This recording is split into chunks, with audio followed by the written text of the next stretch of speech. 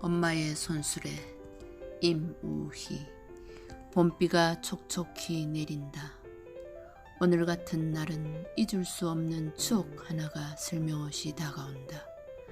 두 바퀴를 딛고 서 있는 엄마의 손수레다.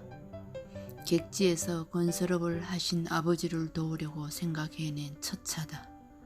아버지는 1년의 반 이상을 가족과 떨어져 생활하셨다. 어린 사남매를 두고 떠나실 때마다 엄마는 옷고름으로 눈물을 훔쳤다. 철없는 내가 아버지의 목에 매달려 떼를 쓰면 아버지 역시 묵묵히 고개를 돌리셨다. 우리 가족은 아버지와 함께 살 수 있기를 간절히 바랐다. 어느 날 엄마는 초등학생인 나와 남동생 둘을 앉혀놓고 손수레를 보여주었다. 손수레의 두 바퀴는 아버지와 우리를 의미한다. 바퀴는 서로 돕지 않으면 굴러갈 수가 없다. 이제부터라도 힘들게 일하는 아버지를 돕도록 하자. 우리는 연탄 가게를 열기로 했다.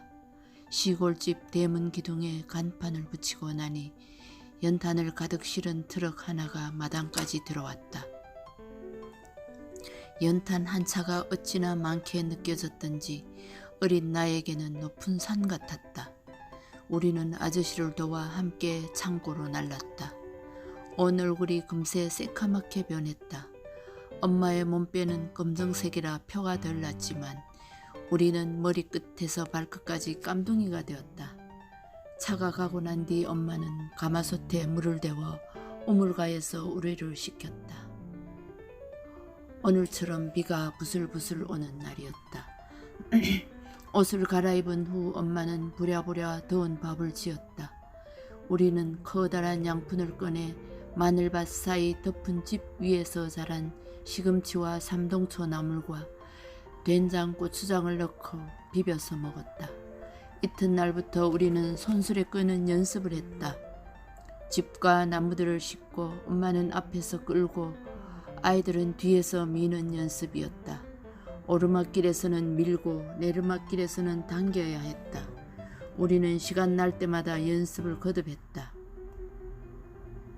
처음에는 엉거주춤 서툴렀지만 횟수를 거듭하니 자신감이 붙는 것 같았다. 드디어 며칠 뒤 과수원을 하는 부잣집에서 연탄 주문 100장이 들어왔다. 우리는 50장씩 2번 배달하기로 하고 자신만만하게 출발했다. 연습한 효과가 있는 것일까? 생각보다 순조롭게 잘 가는 것 같았다. 문제는 내리막길이었다.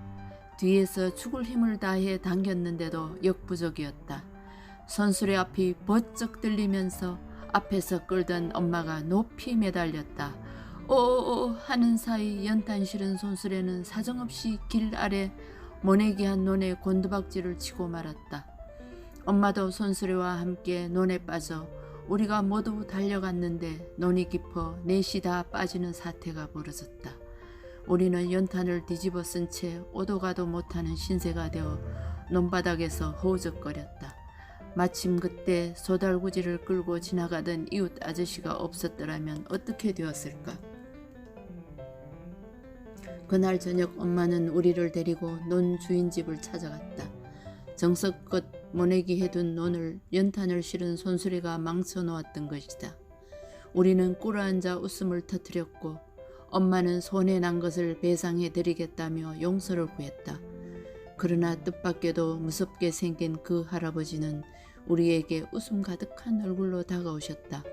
온 가족이 열심히 일하는 모습이 대견하다고 칭찬하시면서 손을 잡고 등을 토닥이는 것이 아닌가.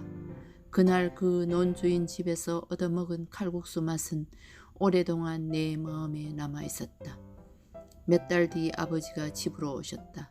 큰 공사를 맡으셨다고 하더니 일이 잘 되었는지 말그림이 그려진 가죽 가방에 돈을 가득 가져오셨다. 엄마와 의논해서 1등 호답을 한 블록 반이나 산다고 했다. 우리는 기뻐서 손을 잡고 펄쩍펄쩍 뛰었다. 아버지는 엄마의 손수레를 당장 치우라고 하셨다. 아이들 고생시킨다고 화난 얼굴로 엄마를 나무라기까지 하셨다. 그러나 우리는 그 후로도 한참 동안 그 일을 계속했다. 이제는 제법 익숙해져서 오르막길에서는 힘차게 밀다가도 내리막길이 되면 진득하게 당기는 여유를 보이기까지 했다. 술의 뒤쪽에 연탄을 조금 더 싣는 요령까지 생긴 터였다. 그런데 막내 동생이 문제였다. 늦둥이라 2살 갓 넘은 아기를 방에 재워두고 온 식구가 배달을 하고 온 날이었다. 엄마가 뛰어가서 방문을 열었는데 아이가 없었다. 이제 겨우 걸음마를 익혔을 때라 우리는 울면서 찾아다녔다. 한참 후 아이는 외양간 앞에 송아지와 함께 놀고 있는 것이 발견되었다. 소똥이 가득한 곳에 옷에 소똥칠을 한 채 놀고 있었다. 그날 엄마는 막내를 끌어안고 너무 많이 우셔서 목이 잠겨 말이 안 나올 지경이 되었다. 난생 처음 엄마가 그렇게 많이 우는 것을 본 날이었다. 드디어 우리 식구는 함께 모여 살게 되었다. 뿐만 아니라 우리 집은 마을에서 2번째 가는 부잣집이 되었다. 우리를 용서해주고 격려까지 하시던 그 할아버지 다음이었다. 살던 집도 대대적으로 수리를 하여 높은 지붕과 넓은 마루를 갖게 되었다. 우물과 장독대 옆에는 봉숭아, 채송화, 맨드라미가 철따라 다투어 피어났고 마당에는 온갖 꽃들과 나무들이 아버지의 손길을 기다리고 있었다. 아버지는 특히 팥초와 홍초, 오죽을 좋아하셨다. 틈틈이 나무 손질을 게을리하지 않아 나뭇잎들은 기름지고 꽃은 마을에서 가장 크고 풍성했다. 40년도 더 지난 지금도 형제들은 가끔 그때의 추억을 되씹어 보곤 한다.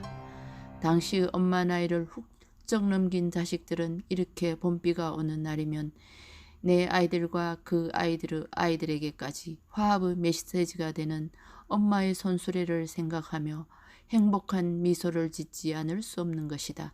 마지막에는 외양간에서 소똥칠을 하는 막내를 빼놓을 수가 없다.